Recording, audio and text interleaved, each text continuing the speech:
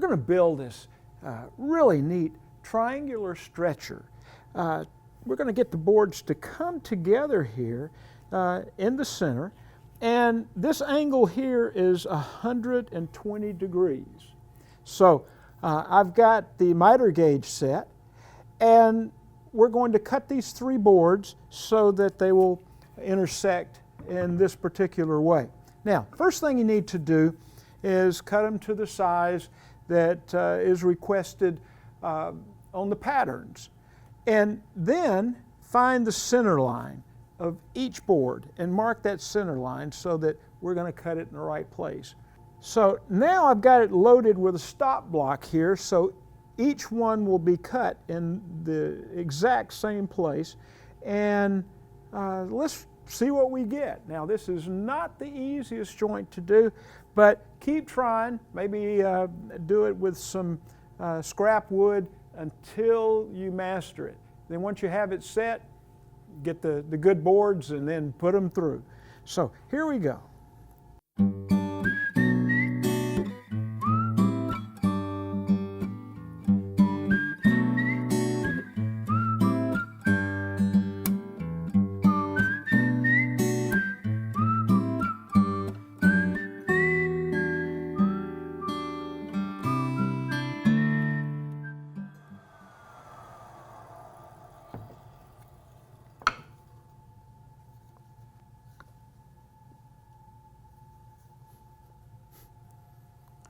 All right, pretty doggone good. These are ready to move to the next step. I've drawn a line across here, and that's about the height that we would want to make this cut. We're going to cut a groove right in the center of the bottom, trying to keep it as close to the width of the blade, or the blade kerf itself, which is 1/8 of an inch, as possible. So in setting the height, this line is kind of invaluable. You want to make sure that you don't go any more than that, or you'll start seeing the outside of the triangle you put in here as you make this curve in the stretcher, which may be a good thing.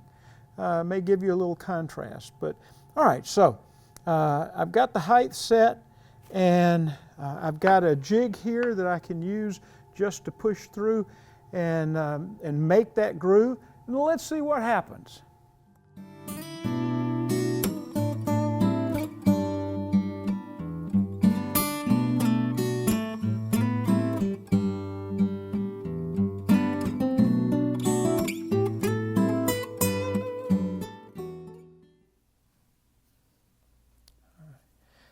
Now we need to make a triangular spline, and we'll be ready to glue it all up.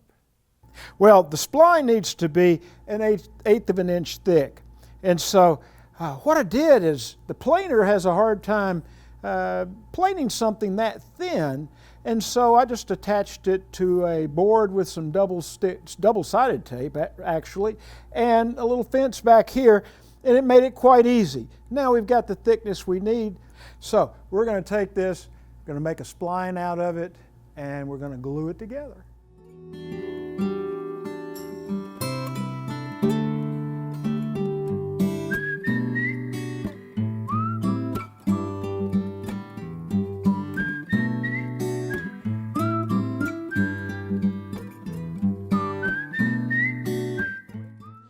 All right, I've got the triangle in here, and just to test fit it all, that looks pretty good.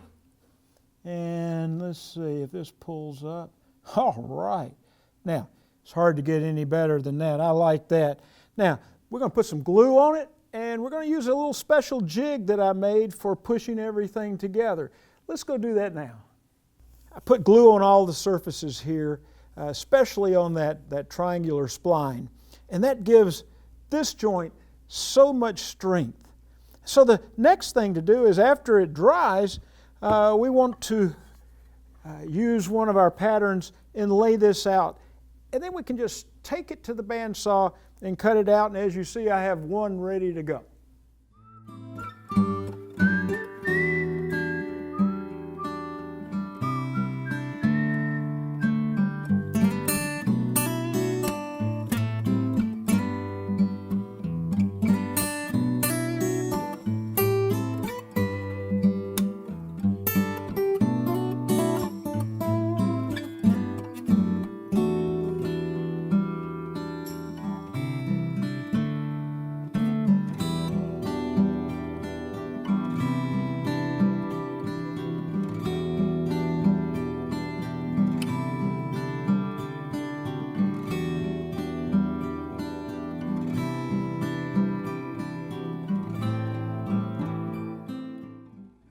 Now, we're going to shape it, put some 1/2-inch tenons on the end, try to enhance the curves by rounding over, and I think this is going to really look good. Let's find out.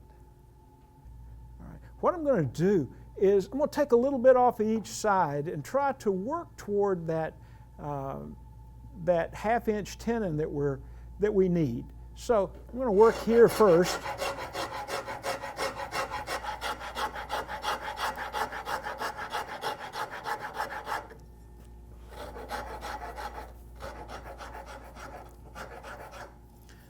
Take a little bit off the corners here, just to kind of help it out. Then we're going to take a special tenon cutter and see if we can keep that tenon right in the center. All right, you see I've got some squares laid out here, and the idea is I can use the squares to make sure that I'm plumb. So I'm going to use this brace that has a 1/2-inch tenon cutter in it, and if I stay in line there,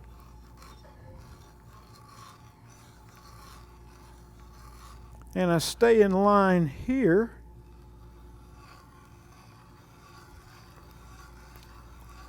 then I can keep my tenon straight up and down.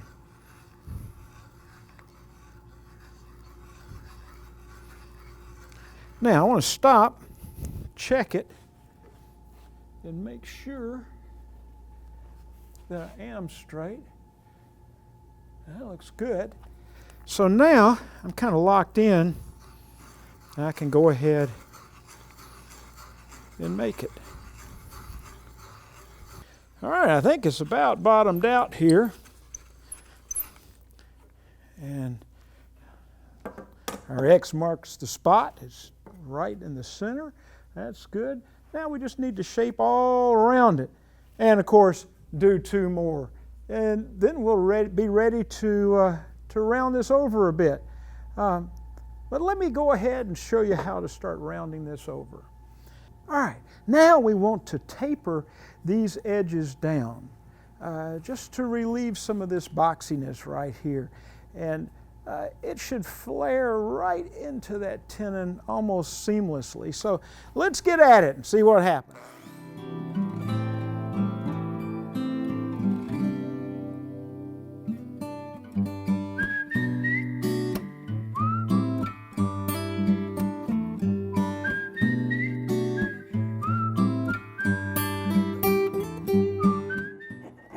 And now we're just going to work it, rounding this over.